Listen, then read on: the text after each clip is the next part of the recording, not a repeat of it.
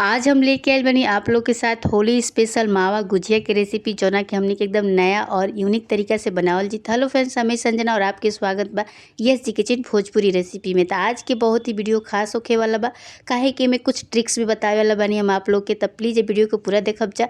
अगर आज की वीडियो पसंद आई तब फ्रेंड्स लाइक शेयर और सब्सक्राइब कर मत भूलब जा। चैनल पर पहली बार आए बनिए तब प्लीज़ आप लोग यस जी किचन भोजपुरी रेसिपी के सब्सक्राइब कर ले जाता। चलिए जा आज की मज़ेदार वीडियो देख लिया जाए।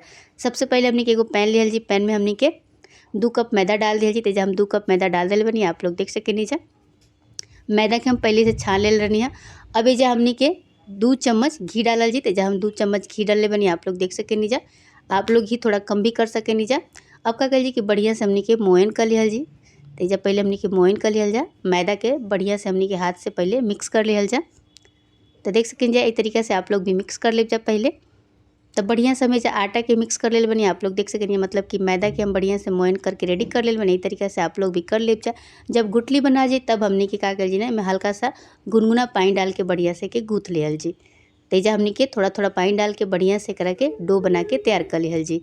तो देख सकें जब फ्रेंड्स इस तरीके से आप लोग भी आटा जैसा गूँथ ले, जैसे आटा गूँथल जाला वही तरीके से हमने के गूँथ लेवे के बाद, मतलब ना ही ज़्यादा एक के मतलब कि टाइट रखे के बाद और ना ही ज़्यादा मतलब कि ढीला रखे के बाद। ये वजह से आप लोग बढ़िया से एक एकदम मीडियम में आप लोग आटा के मतलब कि गूँथ के तैयार कर ले चाहते। देख सकें जब फ्रेंड्स एजा हम आटा गूँथ ले बनी, एकदम से सॉफ्ट बाटे। हमने के मीडियम में आटा गूँथ के तैयार करे के बाद एक हमने के ढक दिया जाए। चल जाए गैस की तरफ। तो एजा हमने क्या कर जी कि 2 कप एजा हम सूजी ले बनी। सूजी क्या कर जी कि धीमा आँच पे पहले भून लिहल जी। आप लोग खाली मावा से भी बना सके नहीं, में हल्का सा हम सूजी डाल देते नहीं। अब 1 चम्मच में घी डाल दीजिए। घी डाल के बढ़िया से सूजी के भून लिहल जी, एकदम से धीमा आँच पे भूनल जी। काहे कि सूजी के आप लोग तेज़ आँच पे भूनब जाते जल जी और फिर सारा टेस्ट खराब हो जाए। वजह से आप लोग धीमा आँच पे बढ़िया से सूजी के भून लेब जा। आप लोग कलर देख सकें जा, पहले से ज़्यादा सूजी के चेंज हो गई बा।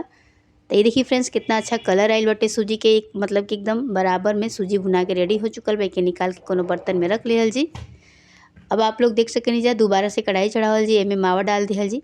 तो ये देखिए फ्रेंड्स मावा बाटे जौन की आधा किलो करीब एजा हमने के खोआ ले बनी जा। आप लोग देख सकें जा। पहले खोआ के हमने के बढ़िया से धीमा आँच पे भून लिहल जी। तब पहले आप लोग भून लेब जा। तो देख सकें जा फ्रेंड्स मावा के हम बढ़िया से भून लेते नहीं, यही तरीका से आप लोग भी भून लेब जा। और अभी तक आप लोग हमारा चैनल के सब्सक्राइब नहीं कीजिए कर तब प्लीज़ आप लोग यस जी किचन भोजपुरी रेसिपी के सब्सक्राइब कर लेब जा, ताकि हमारा अगला वीडियो की नोटिफिकेशन आप लोग के सबसे पहले मिली। तो देख सकें जब फ्रेंड्स बढ़िया से हम मावा के भून ले बनी, इस तरीके से आप लोग भी भून लेब जा। अब ये जो हमने के डाल दिया जी चीनी। आप लोग चीनी के मिक्सी जार में पीस के भी डाल सके नीचा। अब ये जो हमने के जो सूजी भून के रख ले बन, जो कि कढ़ाई में डाल दिया जा। ये जो कुछ ड्राई फ्रूट्स हम काट के रख ले बन, के भी डाल दिया जा। सारा चीज़ के बढ़िया से मिक्स कर लिया जाए। तो फ्रेंड्स देख सके नीचा हम बढ़िया से करा के मिक्स कर ले बने, इस तरीके से मिक्स कर लेवे के बाटे। आप लोग अपना पसंद के जो ड्राई फ्रूट्स डाल सके नीचा। और ये देखिए फ्रेंड्स हमने के पेस्ट तैयार हो गई बाटे। एक एक थाली में निकाल लिया जाए, कि ठंडा होके दिहल जा। जब ये ठंडा हो जी तो जौन हमने के डो बना के रखले बन जा, पहले छोटा छोटा लोई काट लिहल जी। तो चलिए जब पहले छोटा छोटा लोई काट लिहल जा। तो देखिए फ्रेंड्स सब छोटा छोटा साइज में, जैसे रोटी हमने के बनावल जाला छोटा छोटा, वही तरीका से हमने के पहले लोई काट लेवे के बाद छोटा छोटा मतलब लोई काट के बाद देखिए बेलन से बेल लेवे के बाद चकवा करके। तो ये देखिए फ्रेंड्स थोड़ा सा पतला बेले के बाटे एक के। अभी जैसे सांचा लिहल जी, सांचे के ऊपर हमने के रोटी के रख लिहल जी। अब बढ़िया से करके सेट कर लिहल जी। एक बाद हमने के जो पेस्ट बना के रख ले बनी जा सूजी ओजी के, बाकी सब जितना भी हमें ड्राई फ्रूट्स पास सब एक डाल दिया जी। बढ़िया से करके भर दिहल जी। भर के का कर जी ना कि हल्का सा एक साइड में पानी लगा लिहल जी। एक बाद एक का कर जी कि बढ़िया से दबा दिहल जी। तो देखिए बढ़िया से करके हमने के सांचा से दबा के करके साइड वाला जो आटा बा मतलब कि निकाल लिहल जा। अब एक दोबारा से आप लोग बना सके नहीं जा। और ये देखिए फ्रेंड्स चलिए जा आप लोग निकाल के दिखाओ तनी। और हमने के ही देख सके नहीं जा आप लोग गुजिया बन के तैयार हो गई बा। दोबारा से हम आप लोग के बना के दिखाओ तनी। छोटा सा हमने के लोई लेवे के बाटे, और बाद एक चौकी बेलना से बेल लेवे के बाटे। हल्का हल्का पतला के बेले के बाटे, ज़्यादा मोटा नहीं के बेले के। सांचा के ऊपर रख देवे के बाटे। अब एक का कर के जितना भी हमने के पेस्ट बना के रख ले बन जाए अंदर भर देवे के बाटे। तो देखिए भर देते नहीं हम इस तरीके से भर ले जा आप लोग भी।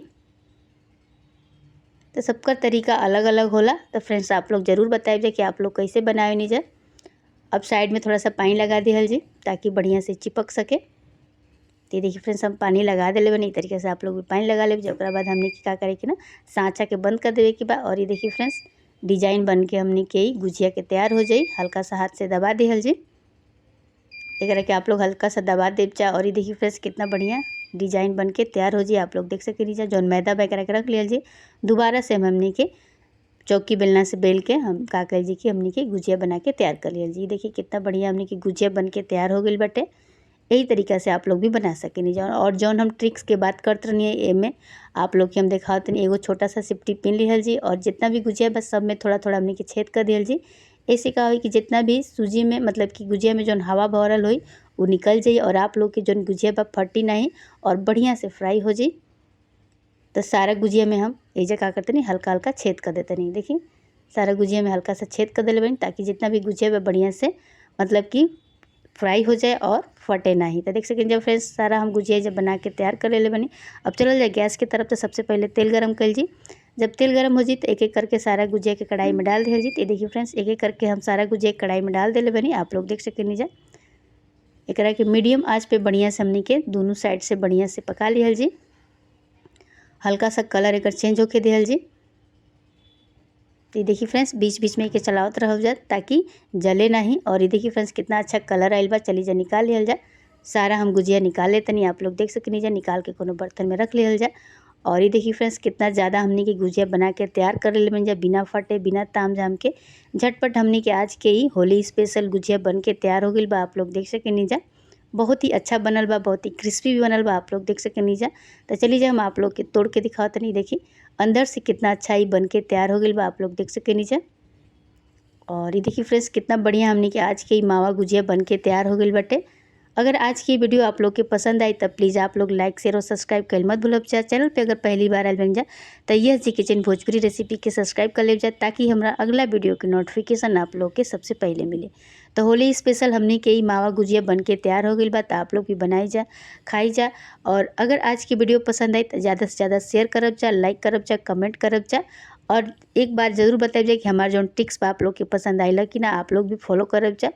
और ज़्यादा से ज़्यादा वीडियो पे लाइक करब जा कमेंट करब जा ताकि हमके अच्छा भी लग सके। तो देख सकें जब फ्रेंड्स कितना अच्छा हमने की वीडियो बन के तैयार हो गई बा। आप लोग भी बनाई जा जल्दी से। होली आ गई बा और होली में गुजिया ना बने ऐसा तो हो ही ना सकेला। तो जल्दी से जाए जा बना के खाई जा। और एक गुजिया के खास बात ये बा कि आप लोग 1 से 1.5 महीना एक के स्टोर करके रख सके नहीं जा। और जब भी आप लोग के कुछ मीठा खाए के मन करे आप लोग ये गुजिया के खा सके नहीं जा। अगर आज की वीडियो पसंद आई लोग है तो लाइक शेयर और सब्सक्राइब कर दे।